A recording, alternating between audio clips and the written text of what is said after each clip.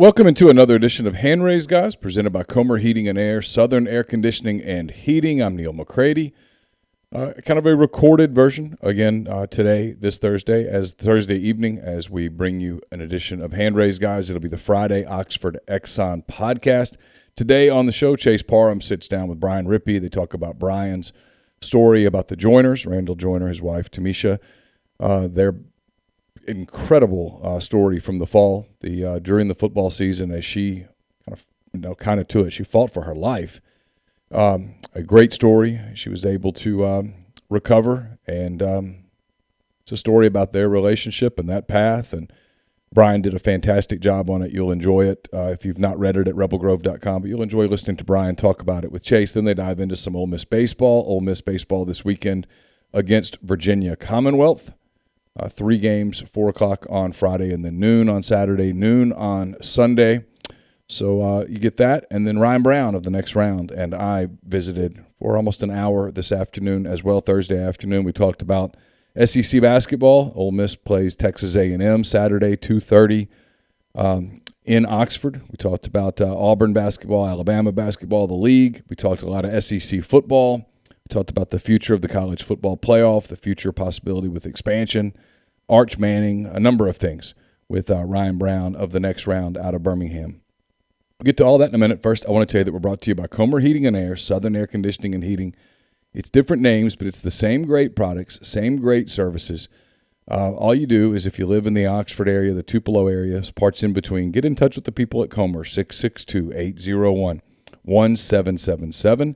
If you live in Hernando, DeSoto County, Memphis, that area, get in touch with the people at Southern, 662-429-4429. Again, same great products, same services, same people, just different names. Make sure that you tell them how much you appreciate them being a part of our show. I'm coming to you from the Clark Ford Studios. Clark Ford's in Amory, Mississippi, 662-257-1900 is that number. Call it. Ask for Corey Clark. Tell Corey what Ford product you're looking for. He will send you a quote within 15 minutes in business hours. Right to the bottom line, no hassle, no haggle. You get your quote, and the rest is completely up to you. You can shop that quote around. You can do what I've done, what I recommend that you do, and that's hop into a Clark Ford today. Again, 662-257-1900. You'll love the service. You'll love the product. Corey wants to be your car guy. He wants to be your truck guy. He'll prove to you what that means when you make the call. 662-257-1900. Brian Rippy, Brian Brown, other guests to join us on the Rafters Music and Food Hotline. Rafters Music and Food on the Square in Oxford. If you're coming up this weekend for baseball and or basketball, stop by Rafters and have a burger, have a po' boy. Make sure that you enjoy a nice beer. They've got a full selection there. They've got great appetizers, full bar, all of that at Rafters on the Square in Oxford. And don't forget, if you're in New Albany, check out Rafters in New Albany as well. So without further ado, here is Chase Parham and Brian Rippy from earlier in the day.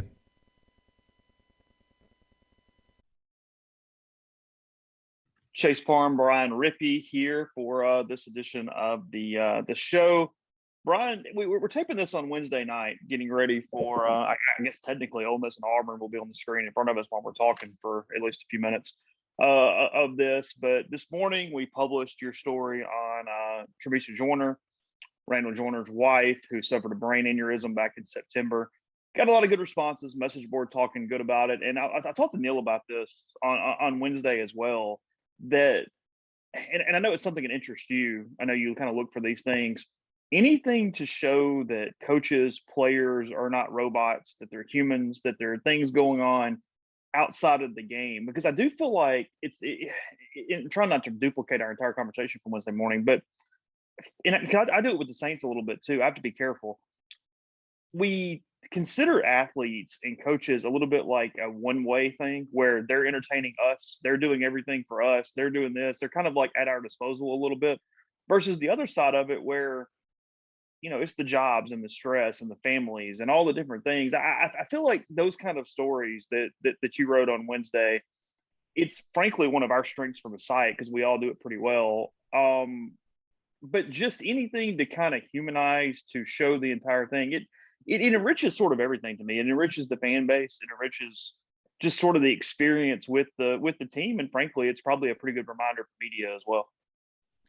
Yeah, I think you're exactly right in that sense.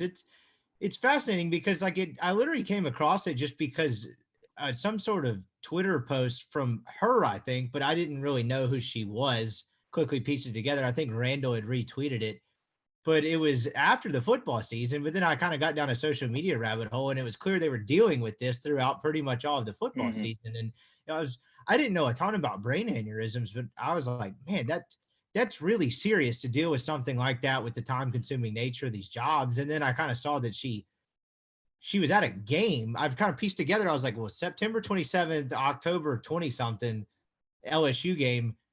How does this add up? I almost thought it was like that didn't seem possible. And so I just started Hmm. digging into it more. But yeah, I think you nailed it with that, where it's this one way entertainment, but these people have lives and they deal with the very same things that we deal with, but they just have very much more public, time consuming jobs. And I can't imagine how difficult it must have been to sleep in a hospital chair or something like that, drive down to Memphis, go through or drive down from Memphis, go to practice, like staying focused throughout a day, right? Because when you're watching film and you're preparing a game plan and all of that, you have to be pretty locked in. I imagine that's not something you can half-ass from like a mental focus standpoint, and then go back up and do it all over again.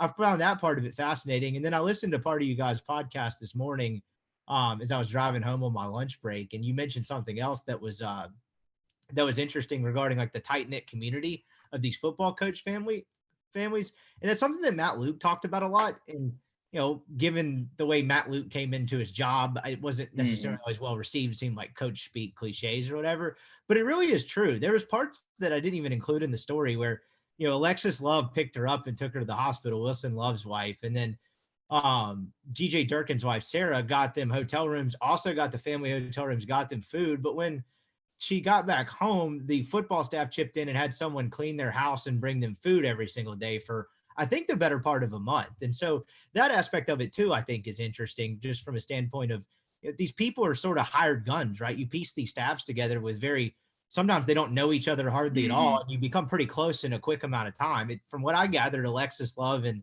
Tramisha Joyner were pretty close friends, and the same went for, Sarah Durkin. And it's just fascinating how close you get in that short amount of time. Well, yeah, well, you're in that, and Tramisha suffers this aneurysm. She's working out one minute, next minute on the floor, having a hard time with light, with sounds, or anything. And when you're in that type of distress, obviously your family doesn't live in Oxford, so I get your choices are limited on who you're contacting. But instead of immediately, 911 or anything else, you think to call Alexis Love. I mean, that is interesting from that standpoint. Is that's where your brain goes at that instance, because yeah, like you said, we always talk about the husbands or the coaches being the mercenaries, but they're bringing kids with them, they're bringing wives with them, they're bringing family units, they're bringing all these different things. And it's a little bit of a shared fraternity. I think they have to be tight knit in some ways, because they're the only people that understand exactly what they're dealing with every day. And the wins and the losses, I mean, they're the only ones that understand what exactly it feels like of, hey, if we don't win this game next week, we're probably all fired and going somewhere else, and we're doing those different things. But like you said, it's not just that, it's also the situation where they're just around each other so much, given the constraints of what this job is. It's fairly fascinating from that standpoint. It is. That last part's really fascinating to me, and it's something from talking to a couple of coaches' spouses or brothers or sons or whatever through the years for various things. You see like the players' family section or the coaches' family section. You think, oh, like they got good seats. It's cool. Like this must be a cool experience. And no, they're into that as much Hmm. as the coaches, and like I wouldn't say more, but from a passion standpoint, as much because, I mean, look, I imagine that your family's hoping that Rebel Grove and Rivals continues to do well and sell some subs and merch. But like, what if Yeah. you had 12 days for a fall that determined whether Hmm. you could keep doing your job? And they know that. They know the stakes, right? I mean, it's I mean, it's literally, if it was like, hey, look, Mike Bianco's fired in June, and if you don't break the coaching power, yes, you're fired. you're It's done. You like, got oh, four chances at it, five chances yeah. at it. And if you don't hit it, or you don't hit it 10 out of 12 times, like you're done. And so, it comes at a real cost. And I think there's real anxiety with that too, but it also brings out passion. And I think that's part of the story that was fascinating to me is the lens through she had to watch the games. Because, she's down on the field normally going nuts, but she says through those noise canceling headphones and the earphones that she sat outside for the A&M game, and it literally sounded like TV background noise. Like she was reading people's lips and facial expressions. And hell, I was at that A&M game. I didn't need to read anyone's lips or facial expressions. Like That shit was pretty loud. And so just the way different lens through which she had to like view the games and, you know, tying in the family aspect of, again, Kiffin just letting her sit in the box, Keith Carter letting her sit in the box for the Egg Bowl. I can't imagine doing what she's dealing with, going and sitting amongst all of those cowbells. That's a real trooper. You know, you talked to her. She's been very active on social media. You've mentioned several times to me, and then through the course of the article, about trying to live in the moment, trying to be more positive, take advantage of opportunities now that she was that close to, frankly, death, if we're being honest. What struck you about her attitude, personality? I mean, you talked to her for a really long time. I mean, it was over an hour, right? And as you did that, what do you feel like her message is now? I mean, how do you feel like maybe she has tried to see life at this point, once this is all, at least to this point, of being over? The positivity and her mindset towards approaching it, I think, was something that was really, one, inspiring in some ways, and two, something that stood out and was almost jarring because, I mean, she made it back to a football game 26 days after she went into the surgery, which is kind of unheard of because the way, and I talked to a couple of, I would say, medical people in the medical field. I didn't actually get a hold of a neurosurgeon, and then between that and some amateur YouTubing, I figured out that, like, from a brain aneurysm standpoint, there's such a wide net of what could happen to you after. And some of that's based on the surgery, whether you have to go in through the skull or the groin, but a lot of it is in those first 7 days afterwards. I know I mentioned the vasospasms or whatever in the story, but it's a lot of other things as well. And so you could be perfectly fine, but I read a couple of statistics that said over half the people that go through it have some sort of long-term complication that compromises quality of life. And so there's such a wide range of things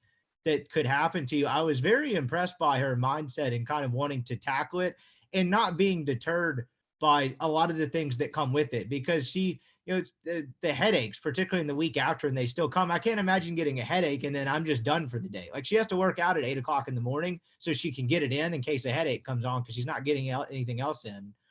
It would be pretty jarring to me to spend a month reading a book and then all of a sudden something's changed up there, and then you read it, like, you continue reading it and you can't retain the information. Like, she mentioned she didn't forget how to read, but just imagine reading 2 chapters of a book and then, like, I don't remember anything that just happened, and going in and out of that. But none of that seemed to deter her. I mean, hell, they went skiing 3 weeks ago in Lake Tahoe. She'd never been skiing in her life, and she did that. And so, you know, having to deal with all that and the headaches and, like, you know, I don't even memory loss. It's really just information retention. And then, I mean, going back, I've heard spinal taps are pretty unpleasant. She sat outside for 1 football game, had to go to the hospital for 2 days and get 2 of those. Just everything you have to deal with and all of those setbacks to continue to have the attitude she has about things and just be determined that it's not going to affect anything, I found pretty impressive. It would be really easy to feel very sorry for yourself, to be annoyed with, why me? Like, you know, what is going on? I mean, she, you know, a young, athletic female who is in seemingly good health up until the moment that happens. I mean, for her and Randall to take it in stride to the level of that you did, because I mean, you wrote it really well. I mean, once she gets to the hospital and she basically is seeing Randall sob, worried that he's losing his wife in that instance, and you know, it's somebody she's known, I mean, since God knows what. I mean, she's, you know, we used a picture where they were together in his signing day at SMU coming out of high school. I mean, it's been this long road, this long bond between the two of them, and they're really, it seemed like it was always what next, or positivity, or how do we get through this. It didn't seem like they ever kind of let themselves go into that dark place that, I mean, frankly, me or you or anybody else, it would be very easy to get there. I wouldn't say I tried to like pull that out of them, but I was pretty thorough in asking, like, you know, did you ever get to the point where I'm like, you know, I might not make it or whatever? And they're like, no. Like, of course, like, it's kind of subconsciously in the back of your mind, and that's kind of what causing a lot of the fear and the emotions, but we never actually like spoke about it or talked about it or even thought about it. And even in, I was most shocked that they get in there, the Memphis, they can't find an anesthesiologist. So they're just waiting for 3 hours. And the way like brain aneurysms work, you can't, like, it's hard to find like symptoms or like signs of it until it ruptures. But when that ruptures, it's bleeding in your brain. And at any point that could just kind of be it. I read from a couple of different people, or a couple of different places, and talked to some people to where I think most people can kind of make it between 12 and 24 hours. But that seems like a pretty serious deal. And they just had to wait because of COVID and other things to find an anesthesiologist and wait 4 hours when, at any second it could be over with. And yeah, they really went with like a go-getter, attack it mindset. And that's another thing that was inspiring about it. And then just the sheer fact that, I mean, you have other parts of, or other medical emergencies, and like you're either sedated or you go unconscious or whatever. I talked to someone that had a friend that had a brain aneurysm, and that person went into a coma and they kind of woke back up, but they're severely debilitated. Their quality of life is completely different. But she was awake the entire time. Like I can't imagine, she couldn't see light, but like the entire time, other than a little bit of morphine that she got at Oxford to kind of numb the pain a little bit.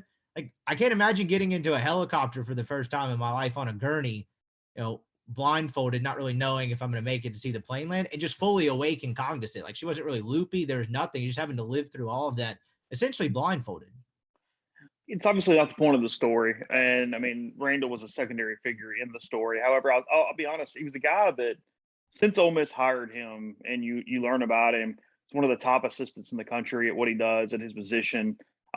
Really energetic, really fiery. He's a damn good recruiter. He can move around. I mean, he's a guy that, was coaching defensive line, but then he can shift to linebackers if needed, if Ole Miss finds a defensive line coach or, whatever. He can do a lot of different things. He's done a lot of different things. He played linebacker when he was at SMU. He's beloved in Highland Park. One of their kind of favorite former players from that era. And as I read that, its support system, the way he handled this, he's a dude that Ole Miss probably needs to enjoy because it feels like he's on the way up. It just everything about him screams coordinator very soon, whether it's here or somewhere else, and eventually even progressing. I mean, he's progressed through pretty quickly, and it's pretty real. As I read that, I said, yeah, okay, you handle all that stuff, you stay with your job, and then you have that type of family environment with you as well. I mean, because if people hadn't done this, they should do this. We embedded that Instagram video above the first subhead. So in the second part of the story, and it's a scroll thing. So scroll over, and one of them is a video of him, I guess during the LSU game, waving at her, kind of blowing her a kiss. And it was powerful. I mean, it was kind of a goosebump thing where she gets there and just the elation on his face that she's looking at him, that she's relatively okay, given that standpoint. It was, beyond all the words, from a picture, from a video standpoint, it just said a lot kind of about him, about them, but about kind of the road they're on too. I can't imagine he slept a ton in those days between that. And in that kind of moment, you couldn't tell. It's right. Like, there's smiles, and then there's one that kind of stops you in your tracks. And that's one of those moments if you really look closely at his face, it says a lot. And I think that was a pretty powerful moment for both of them, because you talk about living in the moment, and like, not to get like too zen on it, but I was like looking up something. I stumbled on an opinion piece from a psychiatrist in the New York Times, where it's like humans are actually wired to keep thinking toward the future and live toward the future. Like in some ways they physically can't, but to hear them talk about that moment, like you would have thought it lasted 30 minutes instead of 45 seconds or whatever it was. And like, I just imagine, given everything they went through, it was probably pretty easy to relish that for a minute, because by all accounts, that was kind of a picturesque day. I read Neal's column actually from that time, from that win, and I think he called it like a postcard day or something like that. If you were advertising Oxford, Mississippi, there was nothing more perfect about that. Yeah, day. It's where the phrase Chamber of Commerce Day comes from. That's what he called it. Yeah, Chamber that's of Commerce Day. It's exactly what it was. Yeah, and so I imagine it was pretty easy to kind of soak that in, and probably. I didn't actually specifically ask him about this, but she'd been at all these games. She misses the 2 games despite pretty much, going to every link to convince people to let her go to Tennessee. And they're like, no, like, you're 2 weeks removed from me. We're keeping you at a Rocky Top to come back after 2 games. I imagine he had a sense of calmness that he didn't have a lot. But getting back to like his professional ascent, one of the things that after talking to him, he's one of the people that you hang up the phone. I was like, damn, this guy. Like, saying well-spoken is almost like an understatement and almost like undermining in some sense. He's someone that when you talk, like, it's captivating to listen to, I think would be a better way to put it. And I went down a rabbit hole because for whatever reason, I remembered a clip from Sam Williams earlier this fall. You guys had him in like a Tuesday or Wednesday media availability, and it was right when he was starting to kind of figure it out.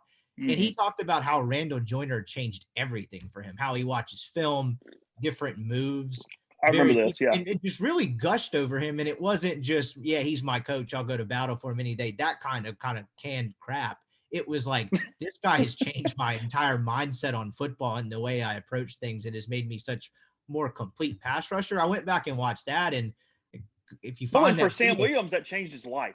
yes, it It did. wasn't And Sam just it Williams wasn't is just not a game, it was guy his that'll life. give you a lot. I talked to Sam Williams like 45 minutes one day for a different story, and like he's not short on purpose, but that's not a guy that would like gush over anything. And that was there was no hiding it in that. And then the second video I found was just something he happened to have posted on his Twitter, that being Randall, where he's like giving this motivational speech that's like somewhat serious, but they're also like, it's not before a game. It's at a practice at Ohio State in 2017, to where I think he's a GA, and Urban Meyer is standing in the background, and he just has the room so captivated that Urban's like not saying anything. He's just like nodding his head and going along with it. And I was like, damn, this guy's like 25 years old at the time. And as Urban Meyer just kind of caught up in the moment based on what he's saying, and kind of getting one of those get better each day speeches after a tough practice, I'm sure. But like that stuck out to me as well. I was like, when this guy opens his mouth, the room listens.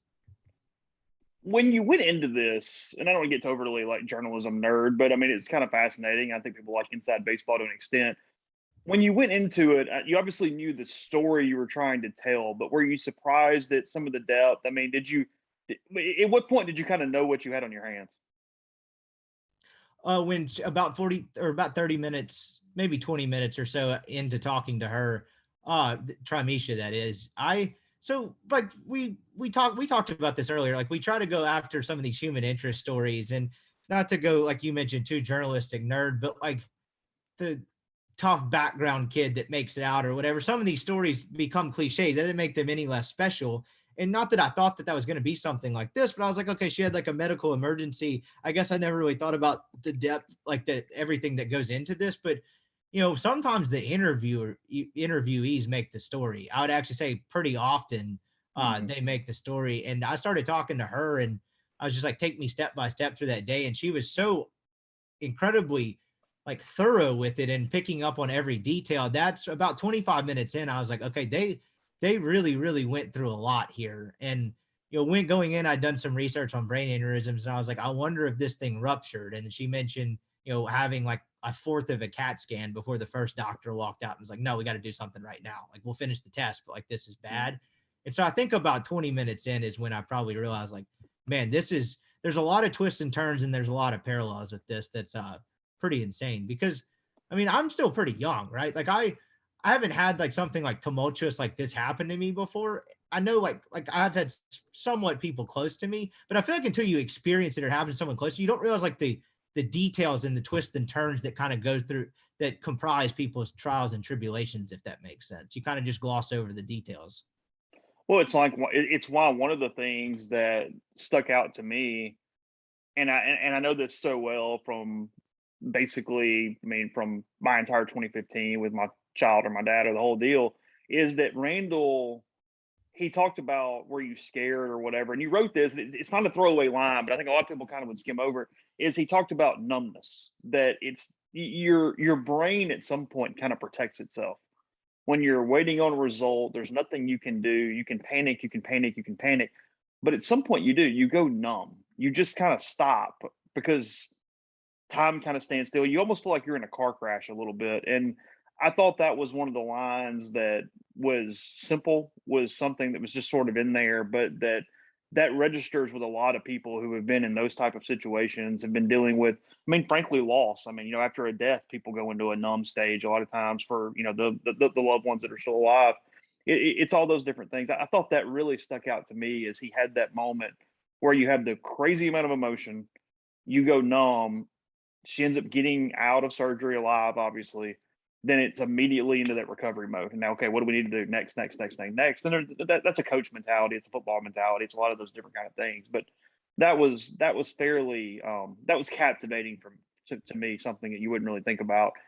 And I've kind of challenged myself on this. I mean, we talked about, I read the thing on Mark Robinson kind of at the end of the season for football, looking into a couple of different baseball things. Do you feel like it's kind of where your mind goes anyway, but do you feel like you're a little better conditioned or more out to notice these things because you aren't doing it 24 hours a day, and you're not caught up in the minutia of just the games and the players and the notebooks and all, you obviously things that go with a beat, but less significant stories where you get to focus on a little more big picture?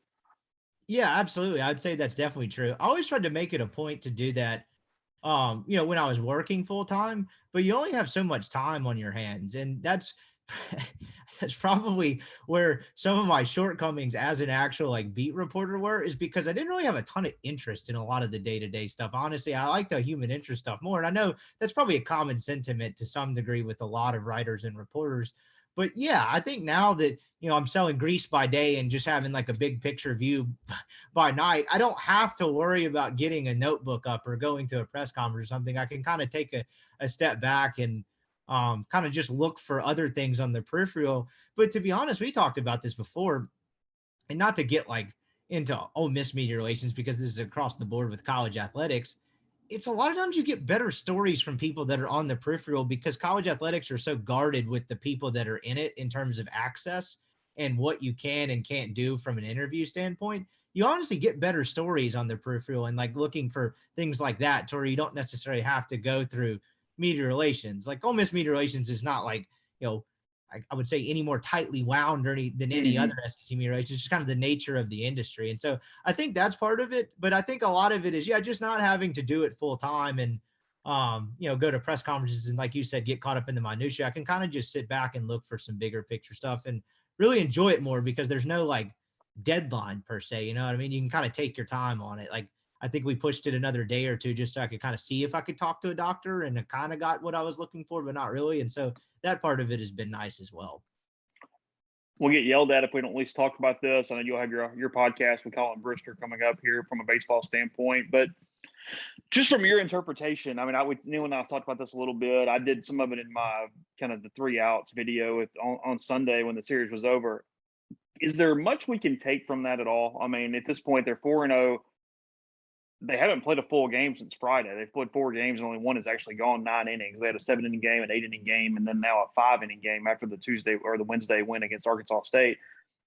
The opponents have either been bad or played poorly to an extent that, I mean, you have to give Ole Miss a lot of credit in a couple different areas, but for the most part, I don't know that we know much of anything, because I'm not sure it was physically possible for them to lose any of those 4 baseball games.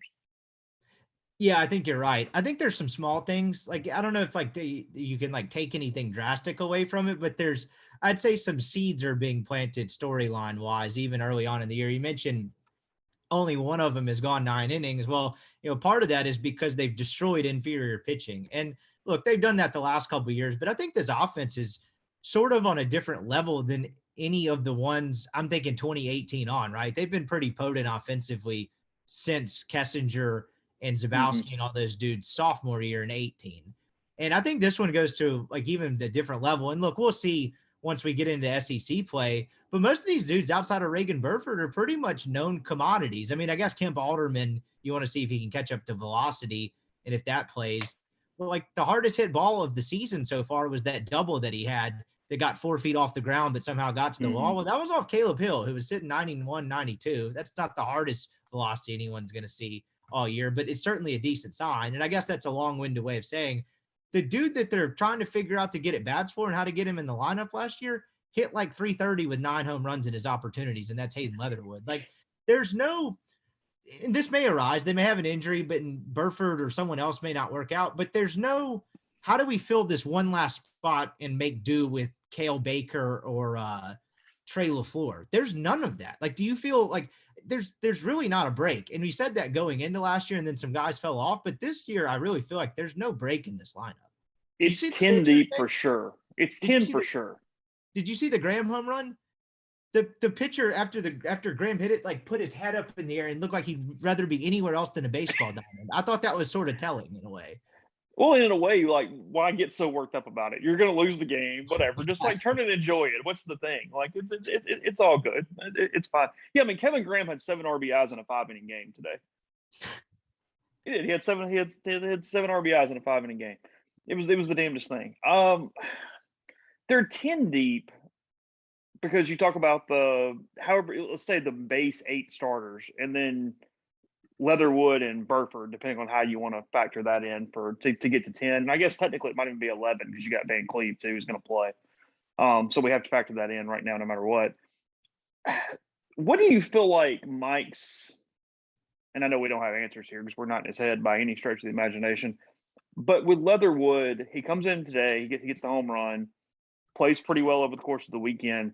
What do you feel like Mike's lack of trust with him is, or what is the role that he is attempting to get him to play? I have no idea.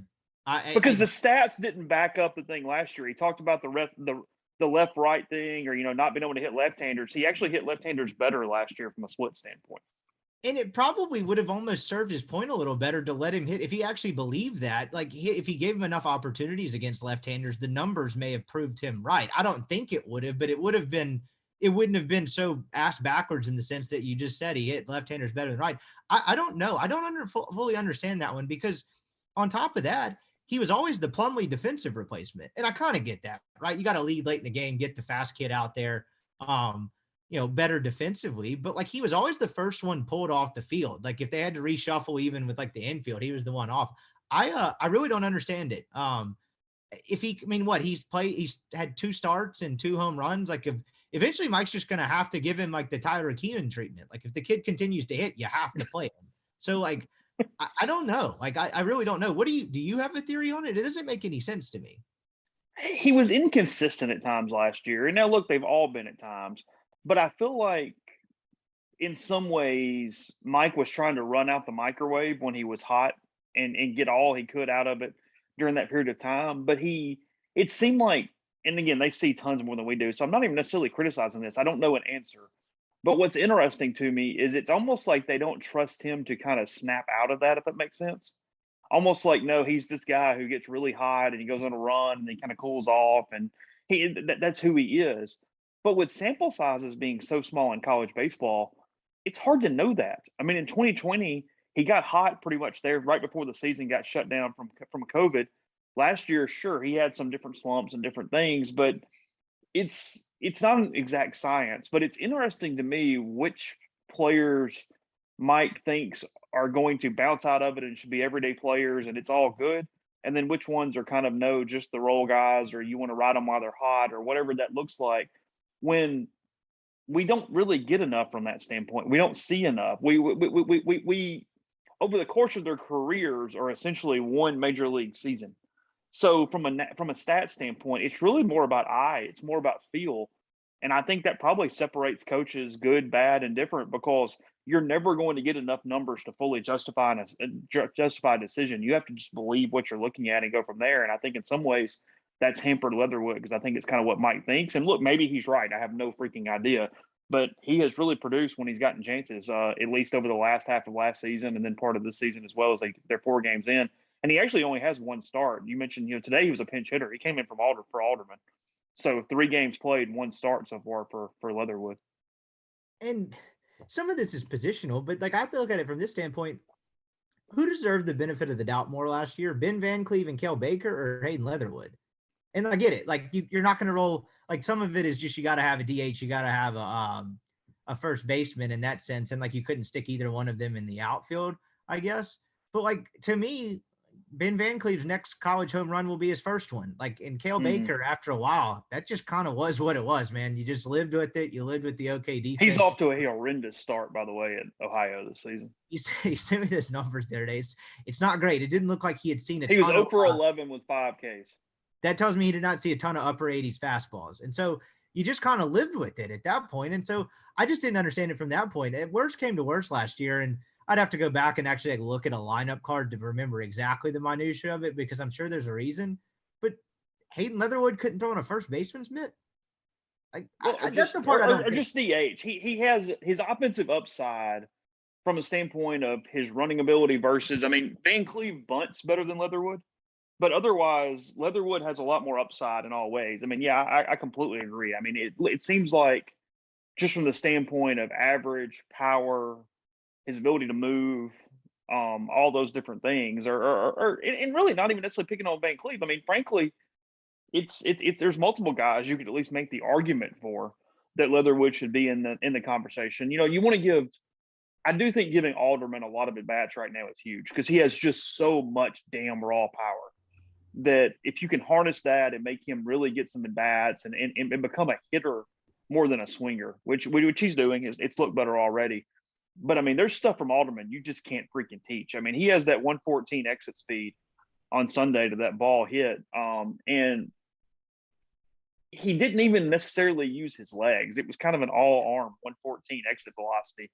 So that's where Mike's in a little bit of a bind right now. Is I as much as Leatherwood probably needs some at bats, I'm if I'm him, I am stockpiling Kemp Alderman at bats right now. I'm giving him as many looks as I can possibly give him against rights, against lefts, against fast guys, against curveball guys. I mean, you're trying to create as much sample size as possible for Kemp because he has the best upside to potentially really catapult the bottom of that order.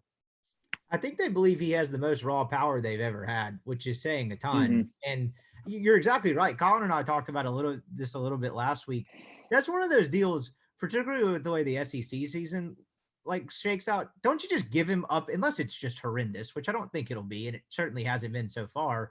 Don't you just give him until 3 weekends into SEC play? You got to give him 7 weeks or 6 weeks, whatever, and just see what it is. It's a little bit similar to the Tim Elko thing in 20. And I guess because we didn't get 2021, but he started so hot in 20, you kind of knew it was probably coming.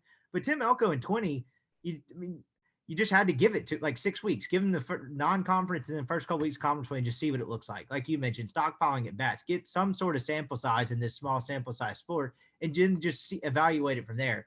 I completely agree. I think they got to give him the at bats. And the crazy part about this past weekend, I think the double was struck harder. That double was one of the hardest hit balls I've ever seen. The announcer, I don't know who the announcers were this week. I know the play-by-play guy, Seth Austin, but whoever the analyst was goes, it's not often you see a ball 4 feet off the ground get to the fence.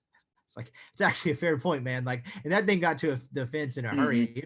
It pinballed off it. The power is insane. And as you alluded to, the wind was kind of blowing into the right on Sunday, wasn't it? Because the kid from Charleston Southern destroyed that ball off of McDaniel, and it didn't get over by that much. Graham destroyed his ball, and it still just kind of landed in the bullpen. Alderman hit that to deadway center and didn't even put his hips into it. He just flicked at it, and that thing went to the batter's eye into a crosswind. He's so damn strong. I mean, from a bat speed standpoint, it's pretty incredible. Look, this lineup's going to bludgeon people. I mean, it's kind of what's going on right now. I mean, it's Arkansas State's not good. I mean, frankly, they're still going for their first win.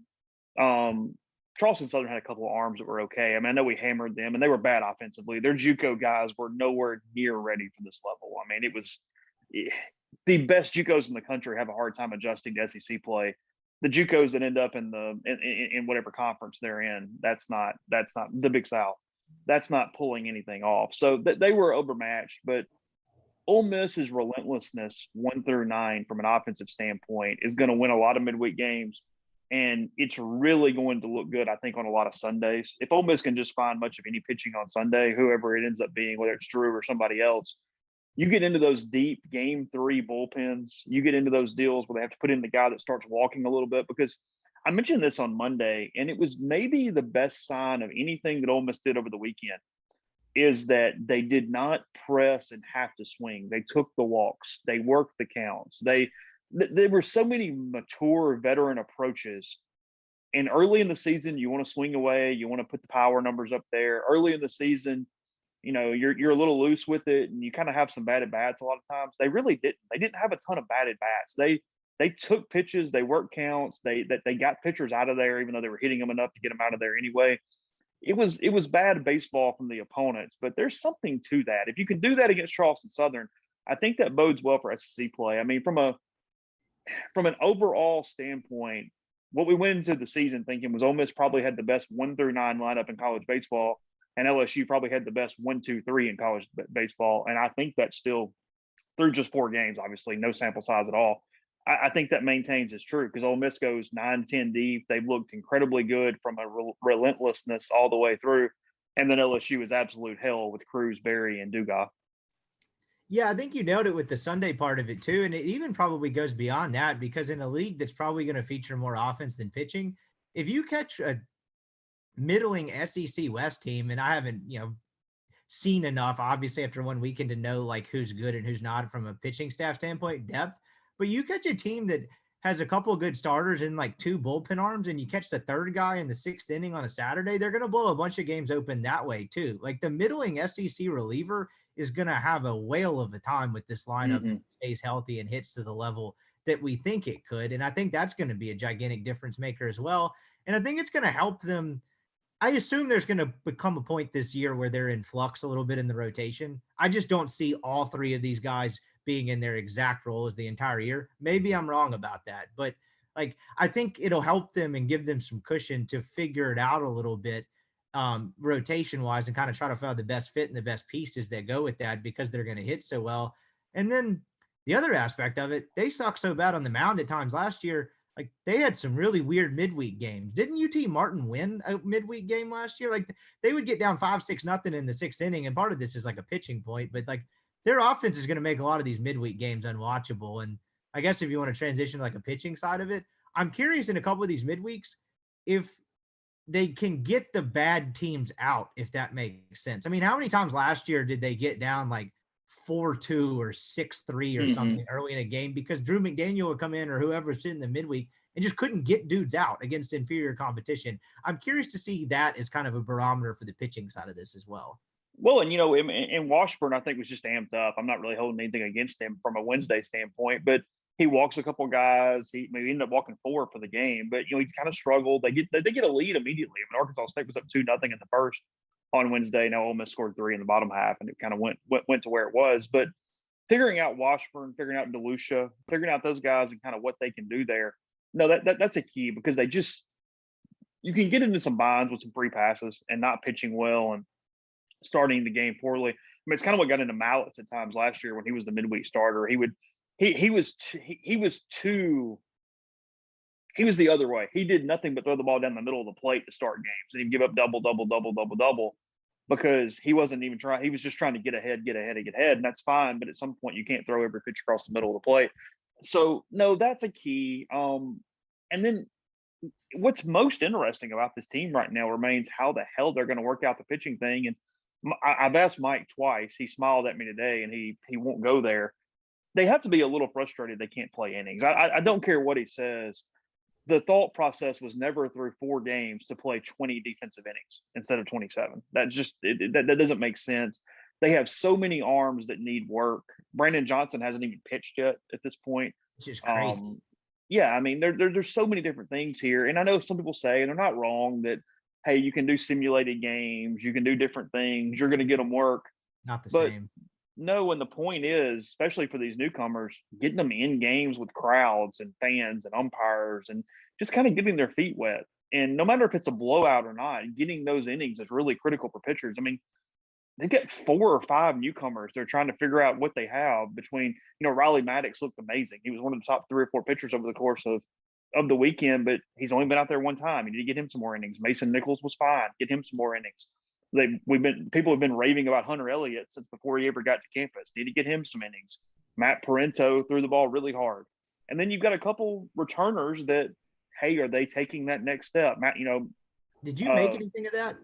Did you make anything of the fact that Wes Burton, Jackson Kimbrell, and Josh Mallett did not pitch and have not pitched yet? It's not even the not pitched. I tell you what has struck me about that is Mike doesn't really mention them.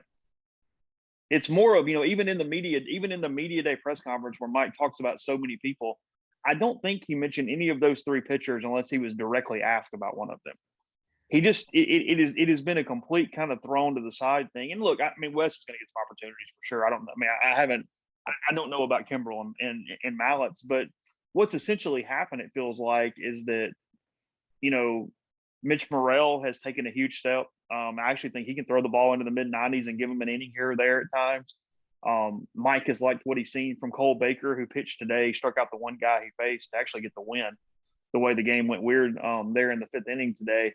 But because of those dudes giving them some mid-90s velocity and giving them some stuff out of the bullpen, I think they've kind of passed some of those other people at this point. And I think that, you know, look, you're prioritizing somewhere. I mean, you might need more arms. You definitely need more than Mike has typically used. But his goal right now, and it's what he talked about in the preseason, is he doesn't want to look up and have 19 pitchers who have pitched, but, you know, half of them have thrown fewer than 10 innings on the season. He wants to find whatever the right amount of a rotation is. And when I say rotation, I mean full pitching staff rotation, and use that effectively throughout. and get them enough innings and put them into different niches and roles and things and really figure out where each one of those guys is going to fit in at that point.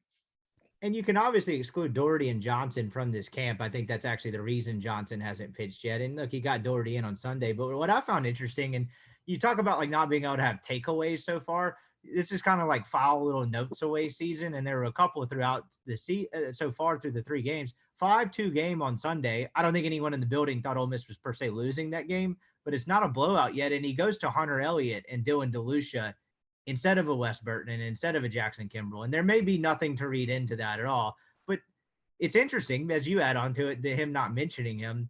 And then from the innings part of it, he's dealing with an innings restriction because they can't play 9-inning games. I listened to you and Neal on Monday, and you mentioned the bunting aspect where Mike just bunted just to see, like, kind of have it in his head that he, has a guy or two that could do it, which is great. But you killed Colin and I's theory, and it's really his theory that he bunted so the game would continue longer and he could get more innings in. We got real crazy with it. And so that was disappointing to hear. But yeah, I mean, he went with the newcomers on that Sunday game when it was still kind of a game instead of, I guess, a little bit of a more known commodity. And there's a velocity aspect of that too, right? I mean, Hunter Elliott, DeLucia kind of offer a little bit more than Kimbrell and Wes Burton do. Well, and assuming he's healthy, one of the of the 3, the one that surprises me the most is because of the way the staff is set up as Jackson Kimbrell, because he's looked okay at times. He's been very helpful at times for the Rebels, and he's left-handed. Yep. They don't have left-handed arms. I mean, Mike, once a week right now, keeps mentioning their lack of left-handers and how they need things out of their left-handers. So if you're a left-hander who's not pitching, that feels like it says something. I mean, I don't know. Again, it's still early in the season. We'll see. But there has been very little mention, and he hasn't thrown to this point. And Mike has been steadfast about not having enough left-handers on this roster. And then with Burton, he had a pretty rough fall. It got a little better there toward the end, but it was bad at times. He just got to throw strikes. I mean, it's people have focused so much on velocity, but Wes is like the prime candidate for letting analytics tell you that that's not everything, because he's 89 to 91 most of the time. But he's 6'8", which is including that's going to increase reach to the plate. That's going to give you a little extra from a timing standpoint, ball to glove kind of deal. And then 2, he's got a lot of the way his just analytics are with the reach and where he lets the release point go and a lot of those different things. It's going to look more 93, 94 out of his hand to a hitter than 89 to 91, just because of some of those extra factors. But he's just got to throw strikes. He's just walked too many people. He's gotten behind in counts. He's battled back out of it. His ERA was pretty good. He struck some guys out. But with him, it's earning Mike's trust to throw strikes. And I don't know what goes into that. I haven't seen all the inner squads. I don't know what it looks like. But, Mallets is the one that I'm just hearing nothing. I have no idea. I mean, maybe Mike pitches him Friday night, 7 innings. I have no freaking clue. But I know nothing about it. But for different reasons, I am surprised. And then it also tells me something with Kimbrell and Burton and kind of where they are right now. Yeah, because here's a question. If there's such thing as keeping up with college baseball recruiting, I feel like you'd be the person to ask. I don't know if you're about to start like daily chicks for it, but when is the last time they've been left-handed heavy? I feel like it's been like 5 or 6 years. And is there something to that? Why is that? I get there's more right-handed people in the world than left-handed. Like, I got that out of the way, but like, it feels like there's been, because they were even less. As 2 left-handed people have a conversation right now. Yeah, exactly. I saw a tweet the other day. So the entire traveling Cincinnati Reds beat, all 6 of them are left-handed, and then I joined as the 7th. How freaky is that? No shit. Yeah, one of them put out a tweet on Left-Handers Day the other day, and I was like, I forgot about that. Yeah, so all 7 of us were watch on the right hands guys up there, but weird stuff. But why is that the case? Like, I don't understand it, because you talk about him complaining about that this year. Last year, it was the same thing minus Hunter Elliott. He was actually more left-handed depraved last year, was he not? I don't get that. My only real, if you want to give you any semblance of a scientific reason, I don't know. But my theory is that the 2 things that Ole Miss struggles with from a roster standpoint are the 2 things that are the most expensive from a scholarship standpoint. And if you have an 11.7 issue, or you don't have what everybody else has, you're going to struggle with 2 things. You're going to struggle with true outfielders, like completely nothing but outfielders, because those are going to be guys that really hit the baseball or really give you some tools in the outfield. And you're going to struggle with left-handed pitching. I think outfielders and pitching and left-handed pitchers are potentially more expensive. A, two, they're more draft kind of guys if they're really elite at those things. And then three, there's tons of competition for them, and it's harder to go into other states and spend enough scholarship money to get them at that point. I mean, because Mississippi as a whole, there's things they do really well. They have very athletic infielders. They have good arms. They struggle with college-ready outfielders, guys who can come into a program as an outfielder and be ready to go from day one. That's, for whatever reason, that's not a Mississippi prep, Mississippi product strong suit.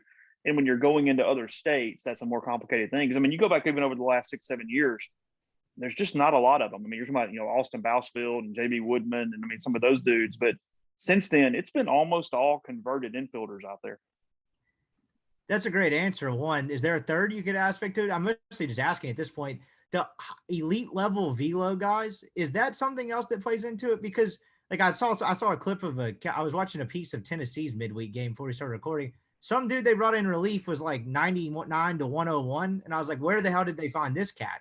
And then of course, Vanderbilt, I know the story behind that, but like the Maldonados of the world, but like Landon Sims, like when is the last time Ole Miss has had something like that? And I know those don't grow on trees for college baseball, period, but there does seem to be teams with scholarship advantages have a couple more dudes in the pen that can kind of hit the 95, 97 range, I should say, that Ole Miss doesn't seem to have as often.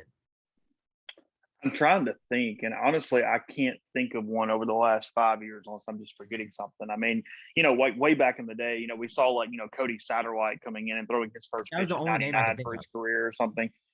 And most of them are really raw because if they're, frankly, let's be honest, if they're not raw, they're going pro. So a lot of the times you're getting those kind of guys that they don't have a lot of pitchability. They don't have much feel. There's not much second or third pitch. They just throw the absolute hell out of it. And then you see what they can do from there. So that's some of it. I don't know. I mean, it's a good question. Ole Miss, I feel like, has seen a drop in average team velocity over the last 2 or 3 years. And I mean, again, why that is, I have no idea. I wouldn't even be able to speculate. And it probably is not much of anything. But I feel like when I watch an Ole Miss pitcher, I'm seeing a lot of the same guy. We know they go a lot. We know their fastball slider a lot. We know they've taken a lot of curveballs. I mean, Riley Maddox talked about it, that they had switched him from a curveball to a slider since he had arrived on campus. But when you're mostly right-hand dominant, you're mostly 89 to 93, and you throw fastball, slider, and changeup, there's just not much variance. It's not even really a criticism. But you see a lot of college baseball teams, and I think there's a place for that lefty thumber, for that guy who throws the absolute hell out of it, but it's wild, and you got him in there. Just anything to kind of break it up, because it's one of Ole Miss's things on how do you put a game together from a pitching staff standpoint, and there's very little variance. When they take somebody out, there's not a ton of options to find somebody that gives you a different look, because if you go however you want to do it, you end up going Diamond, Doherty, you do all these different things. It's kind of the same guy in a lot of ways. I mean, maybe they have some little better off speed, or they got a little better something or other, but you're just not really changing a lot of arm angles. You're not changing a lot of eye levels. You're not giving them something that spins a ton. It's a nitpick because obviously Ole Miss has pitched pretty damn well over the course of Mike's tenure, but there is something to having a little more flexibility with some different options in your bullpen. I've never thought about it like that, from just not very much variance and having the same guy. We played this game a lot. I thought about like 3 or 4 questions in my head throughout us talking of that would piss him off the most. Like, walk up and just ask him, do you hate Hayden Leatherwood? What do you not like about him, Mike? Do you feel like the lack of left-handed pitching is an oversight in recruiting on your part? That'd probably get him going. That's the one where yes, that would not be the way to ask that. I do wonder if you could get the real answer though, because but you have to get it off the side for that. To where you're just sometimes he'll stop and talk like before the scrum or whatever. That feels like something that would get answered then. It's that, and it's also, if I'm right on the reason, you're never going to get that answer, because I don't know if it's Mike's credit or stupidity or however you want to phrase it. He's never going to blame a scholarship situation on anything. He doesn't want to talk about it. He's not going to mention it. He's not going to go there. whatsoever. But to me, that makes sense. That those dudes are just so damn expensive. It's just hard to kind of make it work from a couple of those different aspects. So I don't know. We'll see. VCU this weekend, Friday, Saturday, Sunday, a team that really hit the baseball well last year. I don't know what they have back. I haven't gotten to looking at the returners yet at this point, but they've had some postseason experience. They were, I guess, a 2 or a 3 seed in Starkville last year, if I remember that correctly.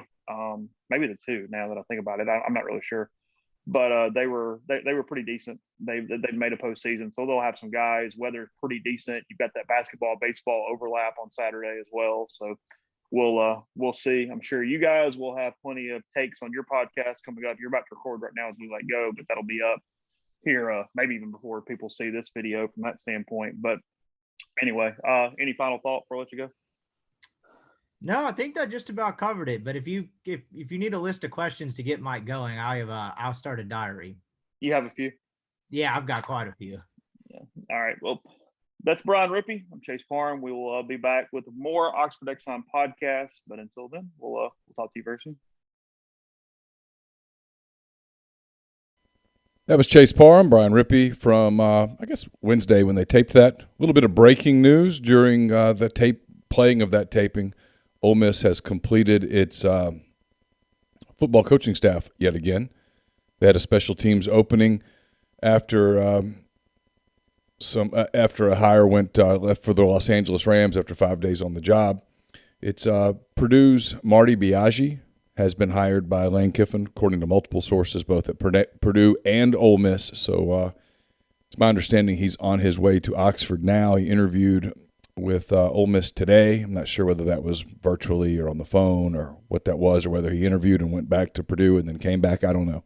Anyway, on his way to Oxford, we'll join the Ole Miss staff. We'll be there in plenty of time for our recruiting as it kind of gets going again next week in terms of high school kids when the dead period ends. Ole Miss involved, of course, in the transfer portal right now. We got a commitment earlier this week from Kari Coleman. Talked transfer portal and a lot of other topics earlier today with Ryan Brown of the next round. We talked SEC basketball, SEC football, the future of the college football playoff, and so much more.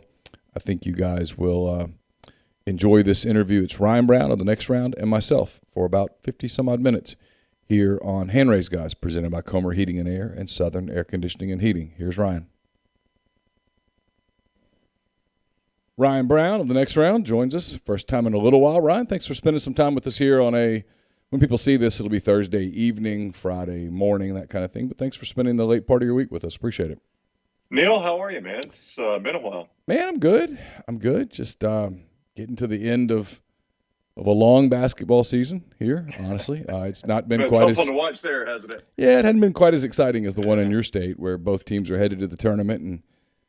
And I wasn't going to start with basketball, but we'll start with basketball for a minute. I'm kind of curious. Sure. You guys watch 3 programs a lot: Alabama, Auburn, UAB, all 3 fighting for the NCAA tournament. UAB probably at the point now, Andy Kennedy and company. Andy's probably got to win the conference tournament to get in at this point. I'll start with him. There's some rumblings about Andy and SEC jobs. I know Missouri is probably coming open. I've heard his name associated there. Georgia is assuredly coming open. I've heard it pop up there. There's even some rumblings about Mississippi State. Do you hear anything there in Birmingham as it pertains to the former Ole Miss coach? Yeah, I mean, the question is being asked because I do think a lot of people, and this may not be, Ole Miss fans, and by the way, how dare you not mention Jacksonville State clinched their conference last night. I apologize. When you were running down the basketball greatness here in this state. Congratulations to the mighty Gamecocks, yes. That's right, Rock Chalk Gamecock. It's starting to be some rumbles about Andy here because of the success he's had, and everybody likes Andy. And what I was about to say is this may not be apples to apples. You may say, you're ignoring a lot of factors here, but just the record. You start comparing Kermit Davis to Andy, and what's really changed. What's really changed. In fact, in a lot of ways, it's probably, I don't have it in front of me, but I would guess if you go, what is Kermit in year 4? Am I right about that? Yeah, he's wrapping up his 4th season. Yeah, so if you go first 4 year versus first 4 years, Andy's record's probably better if I had to guess. Now, again, there are a lot of factors in that. So, but I think a lot of people are looking at that and saying, well, maybe in hindsight, Andy did a little better job at Ole Miss than what he was ultimately given credit for. Andy's such a well-liked guy. Everybody, I mean, you know that. To know Andy is to like Andy. And he's such a great salesman for our program. My gut tells me he's being, Ole Miss paid him a little bit to go away, and he's being pretty well compensated here. But he loves Birmingham. He loves living here. He loves the city. He's well supported here by the business people of the city because they like Andy. I think, you mentioned a couple programs there. One of them is Georgia. I don't get the sense that Andy is just going to jump for money to a program where it has been historically hard to win. With all due respect to Ole Miss, which is a school I love, it's been historically difficult to win at that program. Yeah, no question. Yeah. So, yeah. You've had your moments. What was it? Rob Barnes, was he the guy that made a Sweet 16 run? Yeah. Rod Barnes took him to the Sweet 16, took him to the round of 32. Rob Evans had some success. Andy made a couple of tournaments, but just getting to the tournament historically has been difficult for Ole Miss. Yeah. And you go look at Georgia, and that's the same thing at Georgia. I mean, you had years ago Hugh Durham, took them on a run. Like Jim Herrick, had them in the tournament some. But that, historically has been a really, really difficult place to win. So I think Andy has done that at Ole Miss and knows how tough that can be and what can be a good conference at times to turn this thing around. Missouri's a little bit different. I mean, Missouri's had a history. Norm Stewart, I think, had them in an Elite Eight. Mike Anderson had them in an Elite Eight. So maybe you can win a little bit more up there. I just don't get the sense, he's going to jump at a program. Now, if Mike White got fired at Florida and they wanted Andy, that's a different story there. You've seen how you can win at that program. Lon Kruger has done it. Obviously, Billy Donovan did it. His name's on the court. Yeah. So I think it would be a different story at a place like that. I just don't know that he would jump at a place where it's been historically difficult to get a team in a tournament. Speaking of jumping, do you get any sense at all that some of the rumblings out there about Nate Oates going to be a super hot commodity? And obviously he's done a great job at Alabama. We were looking Thursday morning on the Oxford Exxon podcast just at their schedule. Yeah. Just his scheduling alone put them in a spot to make the tournament. No Tier 4 games, no Quad 4 games. None. They only played good games. They played a lot of neutral site games. They went on the road. They picked up some wins. Even though they have 10 losses, they're going to the tournament and probably as a fairly decent seed. I'm guessing a 6 maybe, somewhere in there. He's a guy who has obviously proven he can win. Do you get a sense that others are going to come after him? Well, I think Alabama has made it. First of all, he got a good contract extension with a pretty big buyout last year after his Sweet 16 run. In fact, the last time he was on this show, we discussed it with him because I can't remember. I think it was the Louisville job that had just come open, or maybe Louisville's obviously open with Chris Mack. I think we just kind of discussed it, and he said himself, I got a pretty big buyout here, and so he's well aware of that. Alabama has announced plans, and this, Neal, you lived in this state. This has been talked about for a long time, replacing Coleman Coliseum. And that is something very early when Nate Oates took this job on our show. It kind of made a little headlines around here because he very openly talked about how hopeful he was that Alabama would address that very quickly. And they've announced plans now to build it. Now, that's going to be not a quick process here. It's going to take time, but it's at least it's at least a reality now. You've seen what the building's going to look like, and they've talked about where they're going to put it. So I think those things, Alabama's paying him in a position where to get a pay raise, he's going to have to take a primo job. The one that always stands out there, if he has any kind of success, his ties to the state of Michigan. He's always going to be, at least rumored to be in on a Michigan State job when Tom Izzo retires. And if you're Alabama, that's going to be hard to beat that one. That's a historically really good program, right? And that Nate's got his background there from his high school days in the state of Michigan. So, but here's what I've always said about this. If you got a coach that's good enough to replace Tom Izzo, you thank him for his time. He's made your program better, and you're in a better position to hire a coach than you probably were when you hired that guy. It's the Lane Kiffin thing at Ole Miss. Yeah. Everybody worries about whether he's going to leave. You'd rather have a coach who other people want and who might ultimately leave you for a, quote, better job one day than a coach that nobody's ever going to go after. That's typically a sign that you're not moving the needle. And well, Oates has moved the needle in Tuscaloosa. Yeah, I was joking with you about Jacksonville State. That's where I went to school. But I was in school at Jacksonville State for 2 years. The basketball coach was Mark Turgeon. That was his first job. He was a Kansas assistant for I'm trying to remember who the Kansas coach was then. Maybe Roy Williams, I guess. That sounds right. He had a history with Larry Brown, I know. So anyway, Turgeon had been an assistant, and he took the Jack State job, and 2 years later took the Wichita State job. And everybody's like, oh, we can't make that mistake again. I'm like, what, are you kidding? Wichita State's a pretty good program, and they just hired the Jacksonville State coach. You don't want that again? Why would you not want that again, You'd want to repeat that as many times as you could over and over and over, Yeah, and obviously Alabama's a far more prominent program than Jacksonville State. But, to my point there, if a big program comes in and hires my guy, I'm like, okay, well, he obviously did a really good job here. I'd like to have kept him, but realistically, I wasn't going to.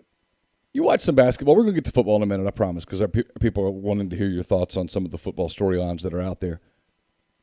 This Auburn team, I've watched them a lot. I've said this many times. People are going to roll their eyes, but my son's so into the draft and the Thunder possibly having a top 3 pick. And we went to see Jabari Smith. We watched Jabari Smith when he's on TV. We discussed Jabari Smith almost like he's a family member. Auburn doesn't get the ball to Jabari Smith enough, and their guards sometimes get weird late in games. They're obviously a very good team. They're a Final Four capable team. There's no question about that. When you watch them, do you sense that they're going to put it together in time for March, or do you think this guard thing's going to bite them in the tournament? Well, it is their Achilles heel. In their last 2 losses, they had ball in hand, final possession, and had 2 awful possessions. And the common denominator in both of them was, not getting Jabari Smith involved enough. So, that's a huge concern and it is a concern for Bruce Pearl, and he's talked about it because down the stretch you're going to play in the NCAA tournament. No team ever goes to an NCAA tournament where you don't play a game where it's that final possession. You got to have a bucket. Yeah. To force overtime or avoid overtime, whatever. So, you're going to face this, and Auburn's been actually really bad in those situations. So, that is a concern for this team. But, Jabari Smith has been on a run where he's had some of his better games for Auburn, but Bruce Pearl has been asked about it a lot, getting the ball in Jabari Smith's hands. It's a super talented team, but the criticism of this Auburn team has been that backcourt likes to play a little bit of hero ball at times. And you've got a guy that is a unicorn, man. He's 6'10". He's got great handle. He's a terrific shooter. There's no way to defend him, Neal, when he's really playing his game. If you bring out a guy that's big enough to defend him on the perimeter, he's just going to drive right past that guy. And if you put a guard on him, he's going to shoot right over it. He's a guy, and I've listened to so much NBA draft stuff, driving to and from Tupelo to soccer practices and whatnot. And he's a guy that if you listen to NBA people who know that game, they'll tell you, yeah, the flaw in his game as a college player is that he's not a guy who can go get the ball, stall for 15, 20 seconds, take that last shot. You've got to create offense to get it to him. He can make a shot off the bounce. Obviously, he can post up. He can do things. He's got moves. But he's not a guy that just goes and gets the ball, hey, everybody spread out. He's going to be an option on an NBA team. Probably not the franchise face of an NBA team right away. But Auburn kind of needs him to go be that alpha, and he might not be to that stage of his basketball life yet, where he's ready to go take over a game, just hand me the ball, get the hell out of the way, I'm going to go do this. And so they've got to seek him out. They've got to create something for him, and that's against Arkansas late, like you said, against Florida late. They didn't do that, and didn't do anything resembling that, and you're like, oh, boy, it's – because you're right. The way the tournament works, it's almost inevitable. Whatever your Achilles heel is, it either is going to take you down or right there in the tournament with everybody watching, you overcome it. And then when you overcome it, you're like, oh, they're scary now because they just stared down the big monster and they got past it, or they slayed it, and now they're off to the races. But, this team's potentially got 2 lottery guys on it. Jabari Smith is. And if Kessler. Walker Kessler came back another year, and he's not right now, but if he came back another year with his size, if his game developed, he could easily be a lottery pick. In the NBA anymore, that guy's got to really show you can shoot from the outside to be a lottery pick. I mean, the 7'1" guy isn't what he was when you and I were kids, and that 7'1" guy was David Robinson or Patrick Ewing or Akeem Olajuwon, right? I mean, those guys played a different game than what Walker Kessler has to in today's NBA. But I don't think it's outside the realm of possibility. Both those guys could be lottery guys if Kessler came back next year. So it's obviously a talented roster, but you're right. I mean, you've got an obvious Achilles heel that has bitten you a couple times there. You're going to have to overcome that in an NCAA tournament at some point. Yeah, to your point, I've heard NBA people talk about Chet Holmgren, the 7'2", whatever he is, guy at Gonzaga, as a 3. I mean, they talk about him as a wing, and right. Some teams obviously look at him and go, well, he's going to grow into a center or whatever. But in today's NBA, you don't really play a center necessarily. It's positionless basketball. So that's where, and Smith's going to be great at it at the next level. Let's get to some football topics. I do want to get your thoughts on Ole Miss. Since the last time we talked, Ole Miss has signed everyone in the transfer portal. They just went into the portal and signed everybody. And we're working on trying to get NIL deals with half of them. And so, but they got Jackson Dart and Zach Evans and Troy Brown. I'm leaving people out. Very active in the transfer portal. You keep a close eye on this. What have you thought of what Ole Miss has done since the Sugar Bowl? Well, I loved it because, the obvious question was quarterback, I mean, you're going to lose Matt Corral to the NFL.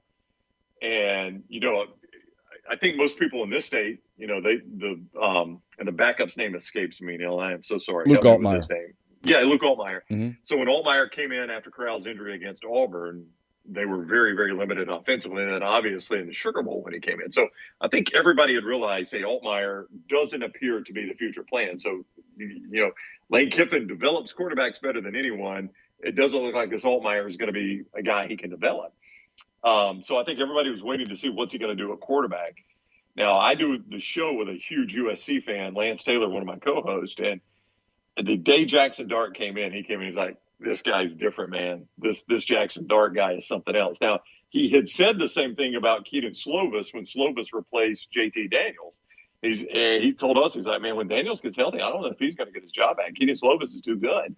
And sure enough, Slovis kept that job. But then when Jackson Dart came in, I was like, man, this is the same thing you said about Keaton Slovis. Yeah. And he's like, hey, that's how good he is. I like this Jackson Dart. So, that was kind of my entryway into Dart. And when I watched him, he and Drake London were a heck of a combo. And unfortunately, London got hurt. He's going to be, top 15 wide receiver at USC. So I really, really like Jackson Dart. And I can't wait to see what Lane Kiffin does with him, because I don't know that there's a guy I respect coaching quarterbacks. Jacob Hester was on our show today. And I asked Hester that question. I'm like, it's funny you brought this up, because I asked him that question. I'm like, everybody in this state, the Alabama fans of this state, trust Lane Kiffin implicitly with quarterback, because they saw it year after year after year. Those quarterbacks were really good under him. And I asked Hester, and he's like, hey, listen, my high school teammate is one of the Booties, right? Yeah. Played for Kiffin and tells me this guy is legit. He's the guy that any quarterback he touches is going to reach the peak of his ability. So I asked Kessler that, and he's like, I absolutely believe that about Lane Kiffin. And he agreed with me. I can't wait to see what he can do with a talent like Jackson Dart. Yeah, I think the proof of that he has that reputation, is that while I don't believe Caleb Williams and his father ever seriously considered Ole Miss, but they came out and said this as much, that they really liked Kiffin, and that was he got their attention. I think always were going to end up at USC. I think they had to do the dog and pony show and look around, but I think that was clear. You had to make it look like it was something else. You look around the league, Ryan, and South Carolina's heavy in the portal. They go get Spencer Rattler. Arkansas lost a bunch of dudes in the portal, get a bunch of dudes out of the portal. I mean, it's almost like they did trades with Georgia and LSU and whatnot. How big of a deal is the portal moving forward when you look ahead, when some of these programs that maybe can't recruit the 5-star players in this era of NIL, Do you see more and more programs doing what Ole Miss is doing and using maybe half their scholarships on the portal?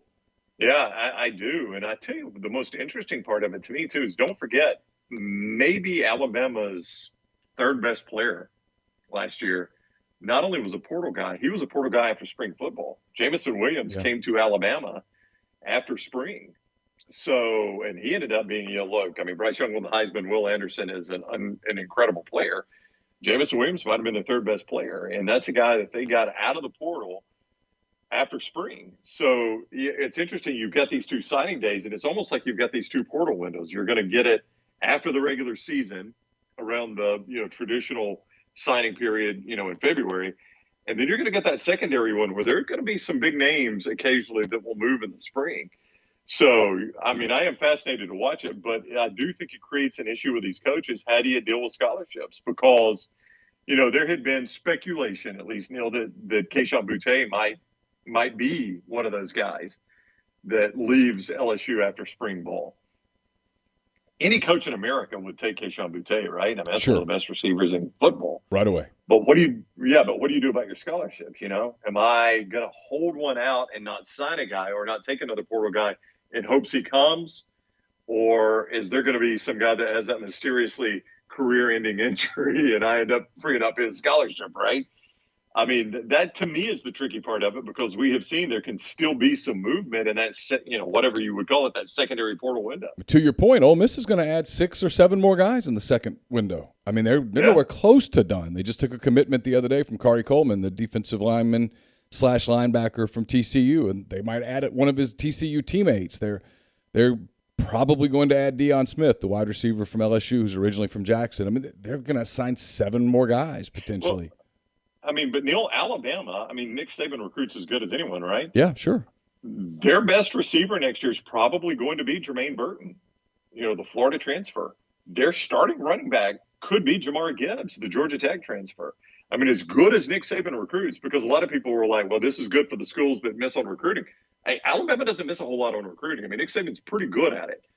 And 2 of his most important offensive players next year are going to be guys that they've gotten out of the portal.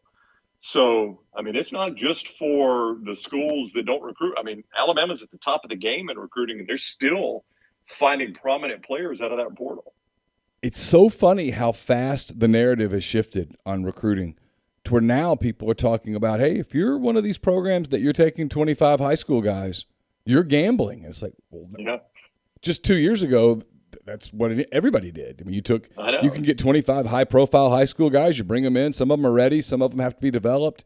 Now, development time is viewed as a gamble because you might be developing somebody else's player. He might get disgruntled. He might run out of patience. If you're a smaller school, he's going to get an NIL offer to go to a bigger school. You have all that stuff. So the whole idea of bringing guys into your program who aren't quite ready, but you think they have a high ceiling and you develop them, that went from being the MO of a program like Alabama, frankly, to now that's considered kind of dangerous.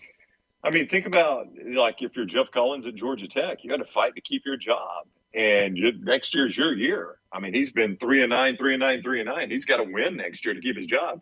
And all of a sudden, the running back that you've recruited and developed, and he's one of the better running backs in the country, says, well, I think I'll go finish up at a place that's always playing in that championship game. Yeah. And you can't blame him for that. I mean, he gave a lot to Georgia Tech. You can't blame him for taking the Alabama spot right there. But if I'm Jeff Collins, that might be the difference of me keeping my job and losing my job. And a lot of people will say, well, Collins should recruit better. He shouldn't be in that situation. And that may be true. But it's also true that losing a guy like Jahmyr Gibbs, who you recruited and you developed, could be the difference in you keeping a job and losing a job. So, I mean, you're right. I mean, there is a huge, huge risk in doing that. But I also don't blame the big schools like an Ole Miss or an Alabama for avoiding the recruiting bust. I know Jahmyr Gibbs is not a recruiting bust. I know Jackson Dart's probably not a recruiting bust. I've seen those guys in action now. Why would I not take those guys, right? It's a proven body of work right there. You know that they can handle that stage. You might think, hey, I can make him better, or there's some things about him that we think he would fit better with us, or maybe like Kari Coleman, who's a good example, who I think is going to be an impact player at Ole Miss. He had some ups and downs at TCU, but you've seen him play in the Big 12. And so not only do you know his strengths, Now you know his weaknesses too. You know when you bring him to Oxford or Tuscaloosa or whatever, you bring him in and you know, okay, these are the things that we've seen him struggle with. So maybe these are situations where we need to get him off the field, or these are situations where we need to work with him to develop him. Maybe this is an area where we have to insulate him a little bit. When you have a high school guy, even the great high school players, with a handful of exceptions, obviously, you just never really know what you have. I'll tell you what it does too, though. On the other side of that, is it cranks up the pressure, and I'm certain we're going to get to Brian Harsin. But yeah, to speak of Brian Harsin, you knew you were losing Bo Nix, from Auburn, right? I mean, you knew that going into the transfer portal season, and the best you came up with was Zach Calzada. And if Auburn struggles next year, that's going to be even more reason that Auburn people want to get rid of, Auburn's boosters want to get rid of Brian Harsin, because they're like, look at all those guys that were out there in the transfer portal. We got Zach Calzada. That's the guy you went to battle with in the SEC. And I'm sure Zach Calzada is a nice kid, but we've seen him in the Southeastern Conference deal. To your point of what we're talking about, the Alabama game is the outlier. Everything else, he has been a 50% passer and hasn't really done anything to win football games. We saw him with a very good quarterback coach in Jimbo Fisher, with a very good offensive line in front of him. He had two good backs behind him. So there was a running game that he could lean on, and he'll have some of that at Auburn too. But the Auburn deal, and it's a soap opera, I know, but when you just stop with even the drama and you look at their roster and what they've lost and what they've brought in and compare it to the rest of the league, I'm not sure that I can't put them above 6th going into next season in the West, and I don't know that I can put them 6th. I mean, any realistic person looks at it and says that. They were extremely fortunate, assuming, and this is not being cryptic, I'm just saying you always have to leave this door open, assuming Tank Bigsby lives up to his commitment and stays and doesn't enter that second round of the transfer portal, right? Sure. They were very fortunate to keep him. But aside from that, an offensive line that struggled last year, you got some of those guys back, but it's one of those mixed blessings. Like, got some of those guys back. Maybe that's not the great thing. At receiver, you've got nothing, absolutely nothing at wide receiver. Your tight end, you're pretty positive there. Quarterback, I don't even know who the starter is. I guess it's Zach Calzada. Almost has to be, doesn't it? Well, I mean, unless the only thing is they signed Holden Gerner, who is a true freshman. If that kid is something else, maybe he starts. If it's TJ Finley, God help you. You've seen TJ Finley. No. I mean, that's awful. I mean, and then on top of that, you fire your offensive coordinator. You wanted to hire a guy out of Arizona State, but that is radioactive right now, anything coming out of Arizona State. So you couldn't do that. You hire a guy who's on the job for a week and decides, I have screwed this up, or you've decided you've screwed it up, whatever the actual story is. He's gone. You end up just promoting a guy from within, which obviously you didn't want to do to begin with, or you would have promoted him to begin with. I mean, it's got potential to be a huge mess. And Neal, because you've lived that program for a long time, the people that wanted Brian Harsin fired aren't going to just take a loss and say, well, we lost that one. Guess we got Brian Harsin as a coach for a while. No, they're going to make another lap on that one. And if you go 6-6, they're going to make that lap in December. Trust me.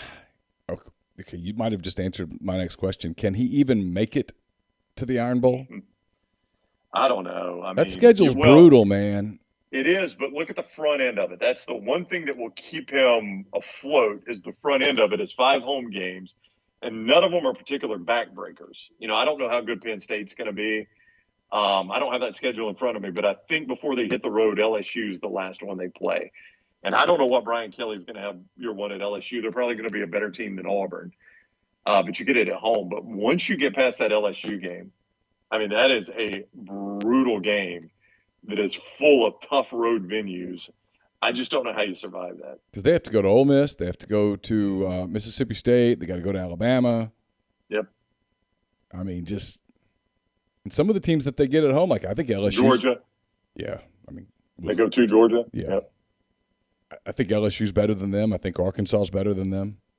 I don't disagree with either one of those. I think those are. I mean, those are tough. Those are tough assignments. And they'll get some of them. there's nobody. There's nobody they're obviously better than that they play from the Southeastern Conference. I mean, look at their SEC schedule. Give me a team you would say, okay, they're obviously better than that team. Vanderbilt's not on that schedule, Neal. Yeah, I don't have their schedule in front of me. I should be better prepared. No. I don't have it in front of me either. I live in this state. Vanderbilt. My point is Vanderbilt's not on the schedule. Yeah. Vanderbilt isn't there. So you can't just say, oh, they obviously are better than that team. They're You're not. right. They're not obviously better than any conference team they play. You're Whereas right. I can go down Alabama's schedule or Georgia's schedule. Okay, they're obviously better than those teams, right? What did you make of Saban with some of the comments that he made? I thought his comments about Ruggs were profound. They were something that, frankly, people needed to hear. I thought his comments about the injuries going into the championship game and guys didn't step up and all that, while I know that he was being frank, and I appreciate that, it felt odd for me. I've never heard him call out guys like that in that sort of setting. It felt like something different from Nick Saban. And I do think the setting context does matter because he was speaking to a coaches convention and the context in which he told the story without using names. It doesn't take a rocket scientist to figure out who he's talking about. No. I mean, there were a handful of guys that spent a whole lot of time bitching about their playing time on social media. And then on the biggest stage, they actually get that playing time and they crap the bed. I mean, it's pretty obvious who he's talking about, right? Sure. But he's doing it at the Alabama High School Coaches Convention. And he literally says, this is a good message for your team, right? You had a lot of guys that complained about their circumstances and didn't, instead of getting ready to be good if their name is called, they just complained about their circumstances. And then their name's called on the biggest stage and they haven't prepared for it, right? Right. And he's saying, this is a good message. This is a good lesson for your team. It's such a good lesson, by the way. John Calipari himself used that little piece of speech before they played Alabama, right? Because he had Severe Wheeler is out and Ty Washington's out, so he's got some backups playing. He's got, hey, guys, watch this. Here's the best football coach in the game talking about what you guys are about to do tomorrow. So I do think context matters. Context matters. That's where he was saying. Absolutely, for sure. And he's giving them here's a good coaching. Here's a good piece of coaching you can use to coach your guys up. So it wasn't like he's just some quarterback club saying we had a bunch of bums on the team. And I agree with you. It's interesting, the Ruggs thing over here. The Alabama fans obviously loved what he said because he said what they thought, right? It's the old, he said the quiet part out loud. He did catch a little criticism for the Ruggs thing because a lot of people, of course, look at that and say, oh, he's blaming it on his friends. And that's not what he said at all. No, not at all. I thought what he said about Ruggs was absolutely perfect. Yep. And what he said was one of the critical mistakes that Henry Ruggs made was not surrounding himself with the right people. And you can't deny that. He surrounded himself, by all reports, he surrounded himself with enablers. And that's how you end up in the situation you're in. And I think that is a great message about Henry Ruggs. Never did Nick Saban say, hey, it's Ruggs' friend's fault. He said one of the mistakes Henry made was not surrounding himself with the right people. The last time you and I talked, we talked about this whole playoff thing. I thought the 12-team playoff was coming sooner rather than later. That appears to not be the case. You obviously have talked about this on your show some, probably a lot. Do you think this latest round is just rhetoric, or do you think, oh, to hell with it, we're done until 2026 and then all bets are off? I go back and forth on that because I do think – so here's what I think. I think, first of all, the Big Ten and maybe to a certain extent the Big 12 and the Pac-12 are concerned. They do not want this to be an ESPN-only event, right? They want Fox to be part of it because they view ESPN and the SEC as too chummy for us to have a playoff that is controlled by ESPN. And you look at it from the outside and you say, yeah, I see that. Kind of. Yeah. I mean, you'd have to ask the question, how much decision-making power does ESPN really have? I mean, do they have that much influence inside the room of where guys are selected? If I'm the Big Ten, maybe I think they do and they don't. I don't know. So I do think there's some issue there. But if you sell the ESPN, hey, you're the rights holder, and it says right here in the contract, you're the rights holder through 2026 for a playoff. Here's our idea, ESPN. We're going to go from 4 to 12, and we'd like for you to still carry the whole thing for this amount more. And ESPN's like, no, I don't think I'm going to do that. I'm getting pretty good TV ratings, and I'm paying this amount. Okay, all right. Well, then how about we're going to go from 4 to 12, and we're going to invite Fox to the game? And ESPN's like, no, I don't like that one either. I want to hold everything, but I want to hold it on my terms. So if that's true, if that's the way that played out, Neal, yeah, I think we're probably stuck until the end of this, because why would ESPN want to let Fox and CBS and NBC or whoever in the game when they hold all the cards right now? And I think that's the eventual solution to this. Is I do think it's going to be bid out to multiple networks, and I think there's going to be some sort of NFL-like rotation with the networks and the championship, the playoff games and the national championship game. Yeah, I do too. I'd like to see it sooner rather than later. I agree. The NFL playoffs this season and most seasons are always great. And this season it was just fantastic. It was great entertainment. And you could see how that would be that way on the college level. I mean, the thought of – to me it makes the regular season more exciting. The people to me that I hear go, oh, well, the more teams you put in a playoff, the more you minimize the regular season. I'm like, no, that's not right. I mean, in the old school thought was that, but that's not the case. Now you would have many more games in November that are truly meaningful beyond just, hey, this team's playing for a berth in the Alamo Bowl. Okay, great. I mean, cool. Right. I mean, no one's really watching the Alamo Bowl. But when you take that away and you cut it back down to 4, the part where I think the Big Ten and the ACC and I guess the Pac-12, who I think is just weak, no offense to your friends at Stanford. Yeah, go Cardinal. I just think they're not seeing the forest through the proverbial tree there. They're not. Instead of saying, hey, in a 12-team playoff, someone from the Pac-12 is going to be in it. In a 12-team playoff, 2 teams from the Big Ten are going to be in it. In a 12-team playoff, someone, and sometimes 2 someones from the ACC are going to be in it. Yeah, there's going to be 3, maybe 4, and on some years 5 SEC teams in it. But don't we want to be involved in that playoff? Like, I'll give the Big 12 credit. Oklahoma and Texas hurt their feelings. They broke up with them. They left them. The whole deal. Their feelings are hurt. But they're smart enough to go, but wait a minute, we get a spot. And so this year Baylor would have been in the tournament. And, and Oklahoma State would have been in it too. That's right. And so even in a loss in the Big 12 championship game, they still would have been in it. And you're much more relevant in a 12-team playoff than you are never getting in. And without Texas and Oklahoma in their league, never might be too big of a word, but it's close to never.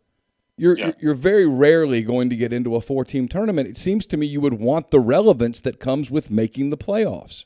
And I was one of those. I'll admit I was one of those that was concerned about how it would minimize the importance of the regular season. And the example I always used was the 2012 Alabama-Texas A&M game.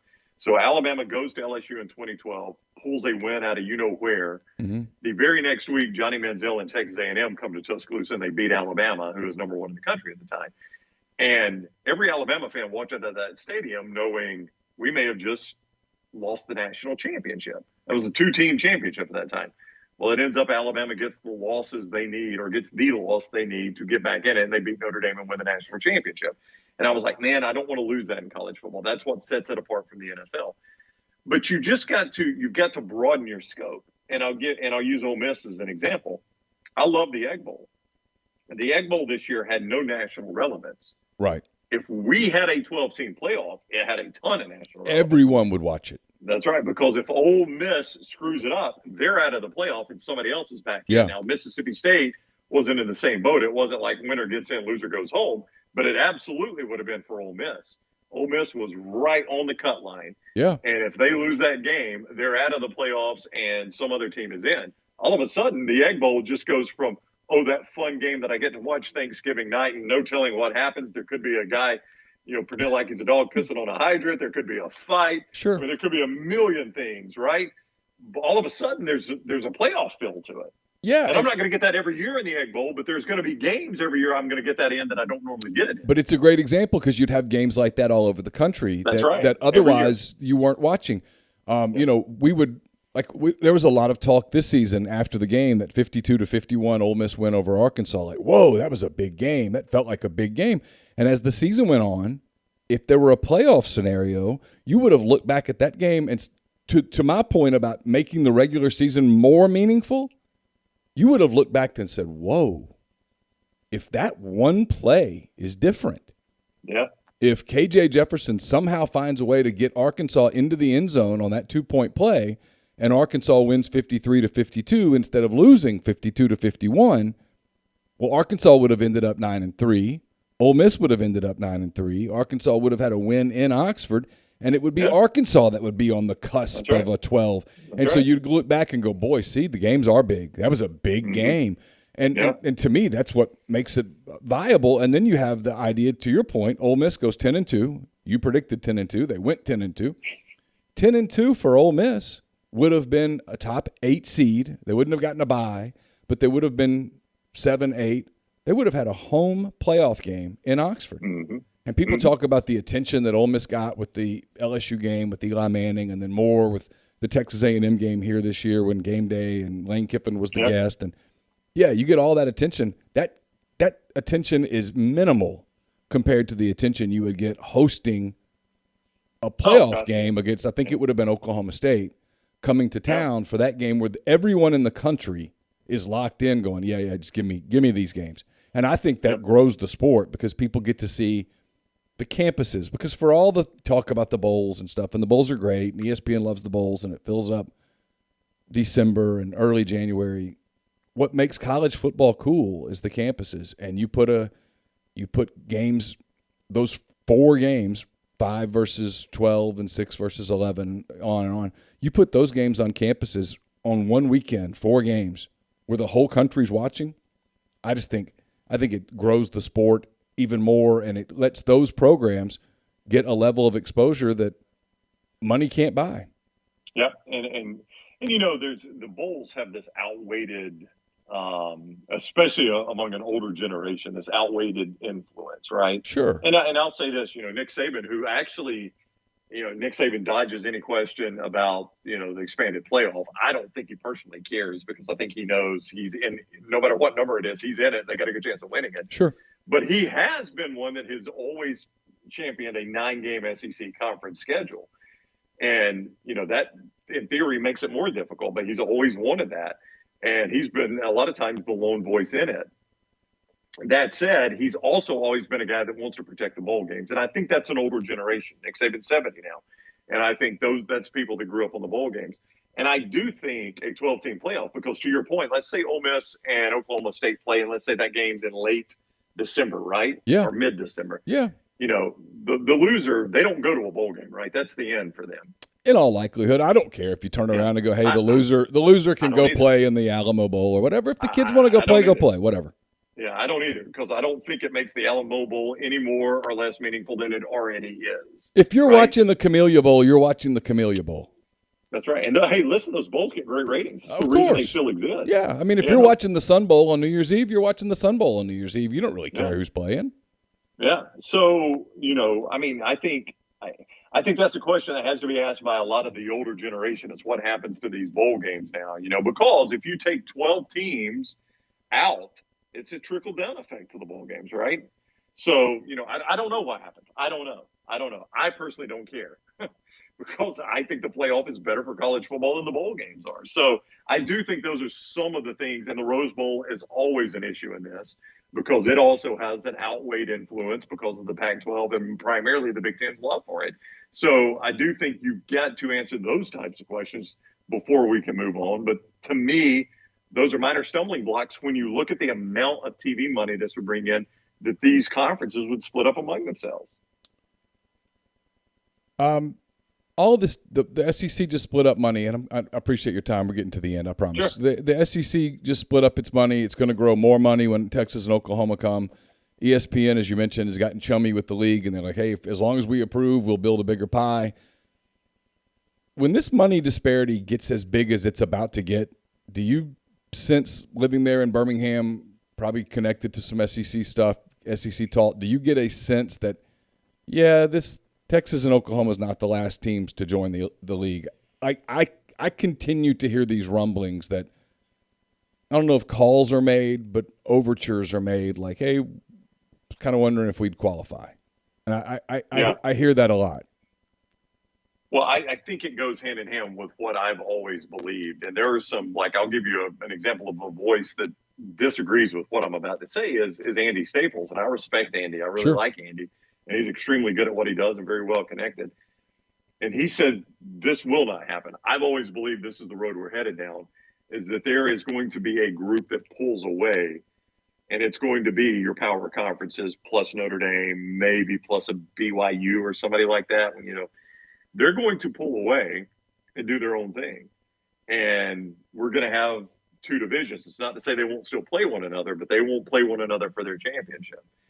And I think we're headed that way. So if we are headed that way, I don't think it would be outside the realm of possibility that the SEC would grow, that all the conferences, in fact, would grow, that there would be this whole, another round of expansion and creating an entirely new system. The reason Andy disagrees with it is he says you wouldn't have anything different than what you already have, is that those conferences already control everything anyway. So why are they going to pull away and do their own thing? I think because they can. See, I think it's going to be even more extreme than what you're referencing. I have this vision, and I've run it by some people, and they always just kind of look at me funny, but nobody ever goes, no, you're out of your mind, where the SEC grows and becomes a super conference, and the Big Ten does the same, and everybody else is kind of left in the cold, and they kind of form a mini NFL. Yeah. That's interesting. I've never thought of it like that. I've always thought of it, Neal, as 4 super conferences and then maybe a Notre Dame with independence. I don't know how they factor into it, but I've always thought there would be an odd man out conference wise. And, on the surface now, it appears it would be the Big 12 or the Pac 12 that would be the odd man out. But I've always thought that that's the road we are headed towards, is 4 super conferences that pull away and do their own thing. And it is almost like a mini NFL at that point. And they operate, they've got all the autonomy. They do their own national championship. Maybe the group of 5 does theirs, but that's where I've always felt like we're headed anyway. And if we are headed that way, I think it would almost necessitate the Southeastern Conference grow a little bit bigger. All right, last 2 things. Alabama and Georgia the last few years have dominated the league. Is there anything that you see, and we're months away, but is there anything you see right now that makes you believe that it's not Alabama-Georgia redux in 2022? Well, I mean, I think if you watch the NFL draft, it's going to be hard to believe it's Georgia because they are going to have so many guys in this draft. But then I look at the rest of the East and say, if not Georgia, who, right? And Heupel did way better than I thought he would year 1 at Tennessee. But I don't think he's ready for that yet. I don't think Napier is ready for that at Florida. Mark Stoops, I think probably is squeezed all the juice he can out of Kentucky now. For sure. So I think it's going to be Georgia and East. I will tell you, everybody in Tuscaloosa was pointing towards this year for Alabama this coming season. In a lot of ways, and I know this sounds stupid when you talk about Alabama in this era, but in a lot of ways, I think Alabama kind of exceeded expectations to be in that national championship game. I don't think anybody in Tuscaloosa thought that was a national championship level team. They were all looking forward to this season. So that's the type of team that I think people think Alabama will have in Tuscaloosa. So long answer to that question, that's who I think going to be in Atlanta again this year is Alabama and Georgia. Which will lead into my final topic, which is going to lead into the conversation about Nick Saban and if he wins big with Bryce Young and Anderson, does he walk away into the spotlight, into the limelight and all that stuff. Yeah. We hear that all the time. It's more relevant here in Mississippi this time around because there's so many eyes on Arch Manning, who's listing Alabama. He lists Georgia. They're both in the mix. Ole Miss is in the mix. Texas is in the mix. Clemson's at least hanging on to the mix, kind of with maybe some fingernails, just kind of gripping, hanging on to something. Do you hear anything there about what Arch is going to do? Is there a different level of confidence or lack thereof with Alabama as opposed to maybe a few months ago? Yeah, I did think, by the way, since you brought that up, I laughed out loud when I saw the first report that Steve Sarkisian was considering hiring David Cutcliffe as an offensive analyst. I mean, I laughed out loud, but I'm like, Yeah, that's a heck of a move. Yeah. Okay, you got to give Sark credit. You gotta do what you got to do. Yeah. Yeah, I mean, heck of a look. I mean, I respect the heck out of David Cutcliffe. He stands on his own on that job, but everybody in the world knew what's going on there, right? I think look, I think Alabama's as confident in this as anyone can be because I mean, you followed this way closer than I have. The Mannings have played this pretty close to the vest. Very. I don't know that anybody knows where they stand in this whole deal.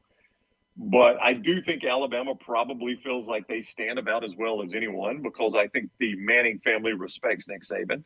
Sure.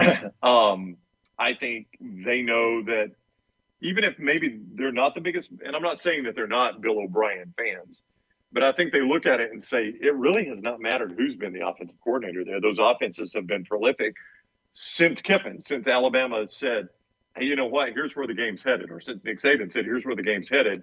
Let me catch up to it. And then you've had Kiffin, who, revamped Alabama's offense. You had Sarkisian, who in a lot of ways took it to the next level. I just skipped over Mike Loxley there. But Mike Loxley, actually, they were in a national championship game. Didn't do a really bad job.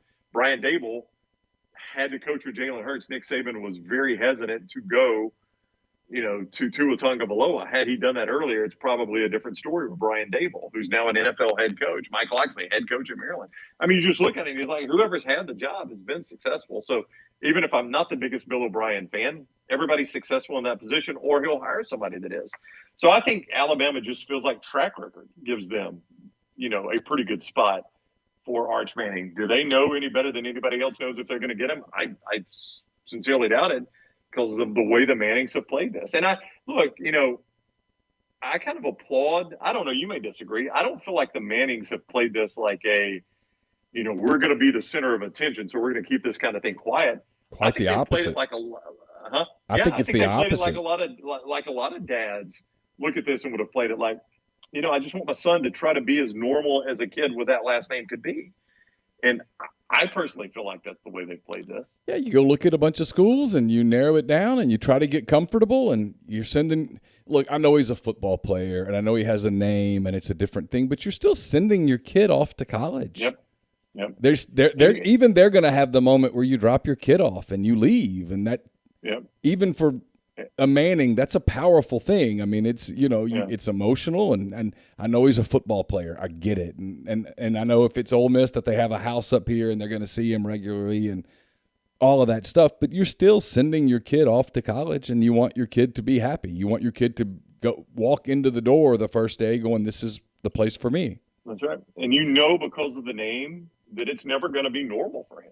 No, I mean, right. and I'm not, listen, nobody's going to cry any tears for Arch Manning. The sure. kid, he's going to have every advantage. But right? he doesn't get the advantage of a normal college kid where I kind of start from scratch and no one really knows who I am, and I get a fresh slate here to work with. No, every eye is on him, whether it's Ole Miss or Alabama or Georgia or Texas, whatever. Wherever he goes, everyone goes, "Hey, there's Arch Manning," and you're watching him, and he knows that. Yeah. I mean, in a lot of ways, he would be one of the most celebrated recruits I can remember Alabama getting in a very, very long time. Which says a lot, right? I know.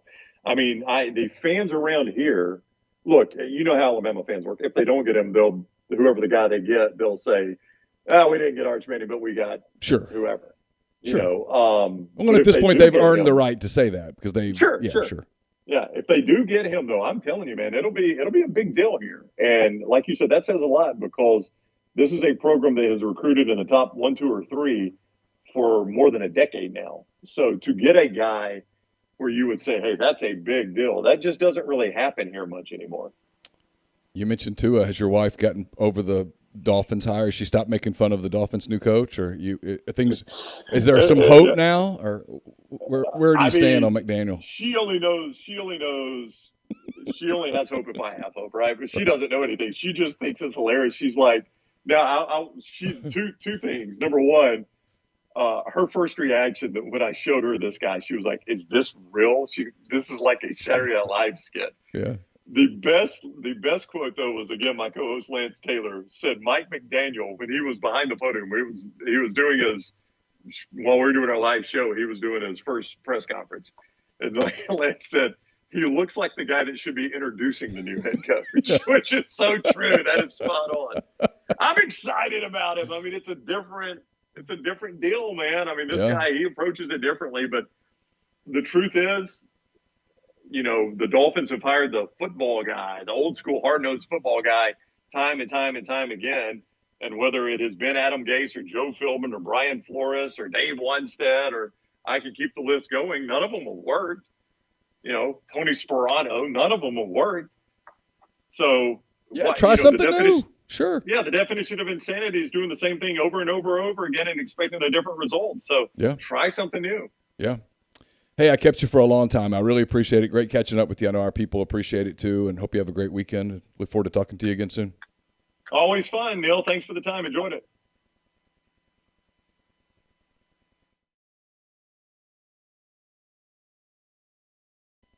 That was Ryan Brown. Appreciate his time as always. Thanks to all of you for making us a part of your week. Thanks to Brian Scott Rippy, Ryan Brown for joining us on the Rafters Music and Food Hotline. Here on Hand Raised Guys, presented by Comer Heating and Air, Southern Air Conditioning and Heating. Don't forget, same great products, same great people, same services, just different names. You see the numbers on the screen, 662-801-1777 for Comer, 662-429-4429 for Southern. We'll make this the Friday Oxford Exxon podcast, and we'll be back with you on Monday with another edition of the Oxford Exxon podcast. We'll talk about Ole Miss Texas A&M basketball, Ole Miss VCU baseball, and much more here on the show. Again, for Chase, I'm Neal. Enjoy your weekend. Talk to you soon.